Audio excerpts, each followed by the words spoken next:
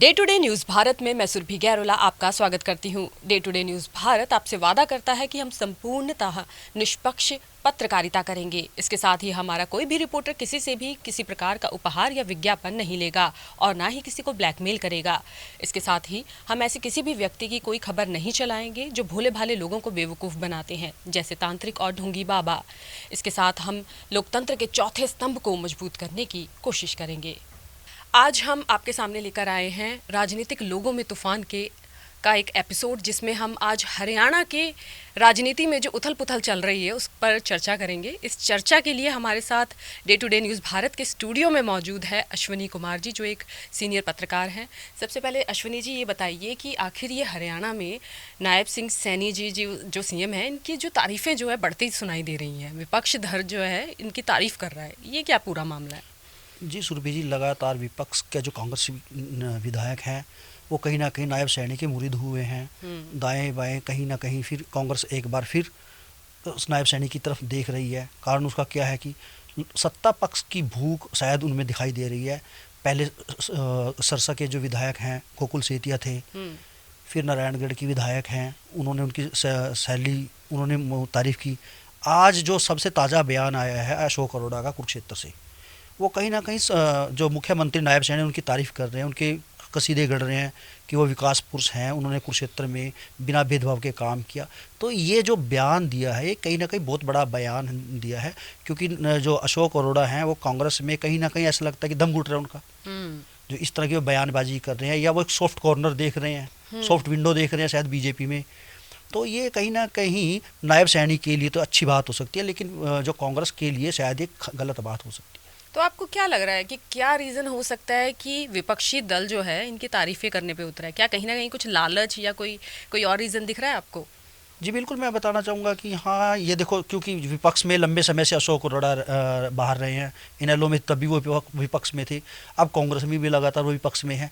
तो कहीं ना कहीं उनमें इस तरह का लगता है कि जो इस तरह का बयान दिया है, कहीं ना कहीं उनकी मंशा शायद में भी ऐसे हो सकता है कि देखो, है तो हाइपोथेटिकल बात कि मे भी वो शायद बीजेपी की तरफ उनका जो झुकाव है वो बढ़ रहा है। और इस तरह से गोकुल सेतिया ने भी नायब सैनी की स्टेज शेयर की और उनकी तारीफ़ की। इस तरह से नारायणगढ़ की जो विधायिका हैं उन्होंने भी उनकी स्टेज शेयर की और उनकी तारीफ़ की थी। तो कहीं ना कहीं ये जो कांग्रेस के लिए तो शायद खतरे की घंटी हो सकती है, लेकिन हाँ, बीजेपी के लिए से एक अच्छा संकेत हो सकता है।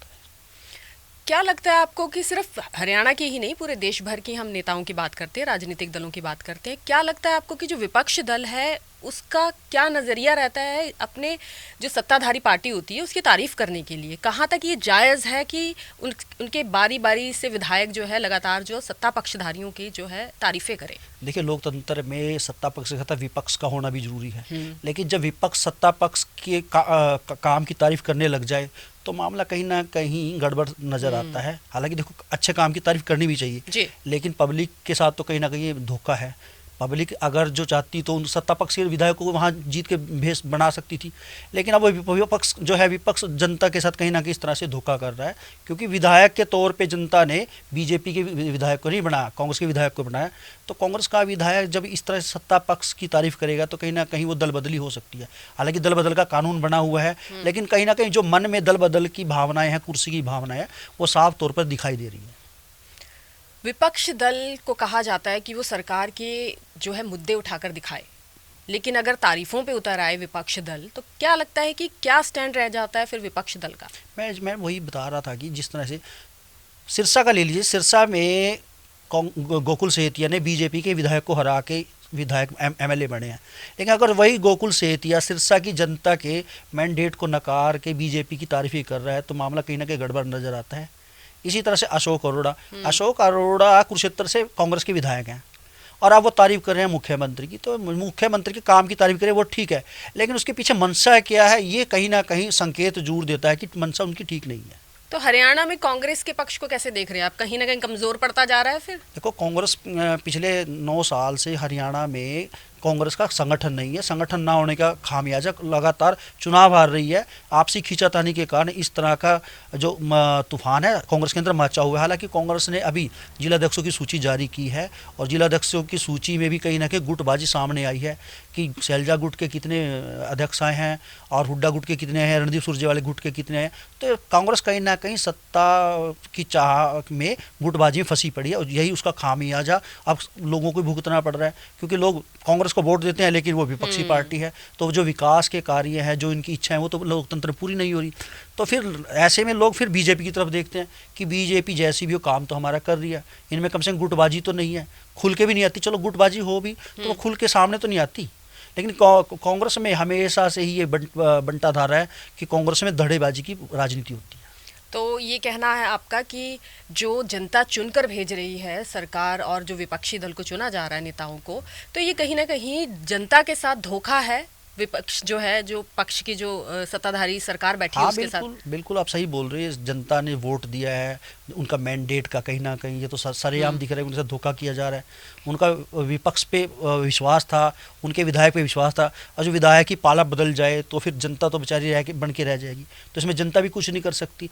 जनता तो फिर ठगी ठिगाई रह जाती है, फिर उन्हें सत्ता पक्ष की तरफ देखना पड़ता है। हालांकि वोट दी उन्होंने विपक्ष के नेता को, और फिर वोट देने के बाद वो सत्ता पक्ष की ओर फिर देख रहे हैं। तो कहीं ना कहीं इसमें लोगों के साथ जन भावनाओं के खिलवाड़ भी होता है। आपकी राय क्या है कि आपको लगता है कि सीएम सैनी जो हैं सच में इतना अच्छा काम कर रहे हैं कि क्या पता न्यूट्रली वो ऐसी तारीफ कर रहे हो विपक्षी दल? क्या आप सहमत हैं कि उनका काम इतना अच्छा है कि विपक्षी दल को भी उनकी तारीफ करने से वो रह नहीं पा रहे हैं? देखिए, नायब सैनी का ये दूसरे टर्म का मुख्यमंत्री का कार्यकाल है। पहले भी वो लगभग 3-4 महीने मुख्यमंत्री रहे और 1 साल अभी उसका दूसरा टर्म हो जाएगा। तो नायब सैनी लगातार रैलियां कर रहे हैं, फील्ड में जा रहे हैं, निर्देश दे रहे हैं। कहीं ना कहीं उनका काम अब लोगों को दिख रहा है। ठीक है, तो उस काम के चलते ही कहीं ना कहीं जो अब प्रदेश में जनता के मुंह से सुनने को मिलता है कि नायब सैनी अच्छा काम कर रहे हैं, बुजुर्गों की पेंशन बढ़ा दिया है, या ऑनलाइन जितने भी पोर्टल खोले हैं भ्रष्टाचार पर रोक लगा दी है। तो उसके चलते ही कहीं ना कहीं विपक्ष नायब सैनी का फ़ैन बन चुका है। और इसके दो पहलू हो सकते हैं, या तो उसके काम के फ़ैन हैं, या फिर कहीं ना कहीं वो अपना सॉफ्ट विंडो खोलना चाहते हैं। वो सत्ता का कहीं ना कहीं हिस्सेदारी देख रहे हैं। यानी वो अपने मतलब के लिए जो है तारीफों के पुल भी बांध सकते हैं। जी बिल्कुल, हाँ, क्योंकि उनका साफ विधेय है, उनका विधायक क्या बोलता है, दिल इच्छा अपनी दिखा रहे हैं कि उनको कुर्सी चाहिए, सिर्फ सत्ता के अंदर अपनी हिस्सेदारी चाहिए। और हिस्सेदारी तब मिलेगी जब वो मौजूदा कुर्सी पर बैठे सीएम की तारीफ करेंगे। यानी ये कुर्सी के सगे हैं, इसके अलावा पार्टी के कोई सगी नहीं है। हाँ, कुर्सी के सगे हैं, जन भावनाओं के भी ये सगे ही नहीं है, सिर्फ अपना उल्लू सीधा करने के चक्कर में लगे रहते हैं। जी बिल्कुल सही कहा आपने। अच्छा, मेरा अंतिम सवाल आपसे रहेगा कि जो हरियाणा की अब आप पॉलिटिक्स की बात कर रहे हो, तो कांग्रेस तो आपको वीक दिखाई दे रही है यहाँ पर, वो खुद ही सत्ता की जो तारीफ, सत्ताधारियों की तारीफ करती दिखाई दे रही है। तो अब भविष्य क्या देख रहे हो आने वाले टाइम में कि कांग्रेस और बीजेपी का जो अब अगला चुनाव होगा उसमें क्या भविष्य देख रहे हो कांग्रेस का? देखिए सुरभि जी, अभी तो चुनाव बहुत दूर है, क्योंकि अभी 1 साल भी नहीं हुआ सरकार बने हुए। तो लेकिन राजनीति में समीकरण लगातार और तेज़ी से बदलते हैं, कब क्या हो जाए कुछ नहीं पता चल सकता है। लेकिन हाँ, बीजेपी में कांग्रेसी लोग ज़्यादा हैं और बीजेपी के लोग कम हैं। तो कहीं ना कहीं से अपने साथियों को वहाँ कामयाब होता देखते हुए कांग्रेसियों के मन में भी कहीं ना कहीं लालच आता है कि क्यों ना हम भी पार्टी बदल जाएं। तो अभी चुनाव दूर है और अभी कहना भी जल्दबाजी होगा कि क्या होगा, क्योंकि भविष्य पता नहीं कब किसका कहाँ लिखा और तय हो जाए। तो ये कहना भी ठीक नहीं है। तो आप मानते दल बदलू जो है, इस पर कुछ कानून वगैरह कुछ सख्त और होने चाहिए? नहीं, दल बदल का तो कानून बना हुआ है मैडम। दल बदल तो का असर दिख रहा है इसका? कुछ नहीं है, बिल्कुल है, असर तो है।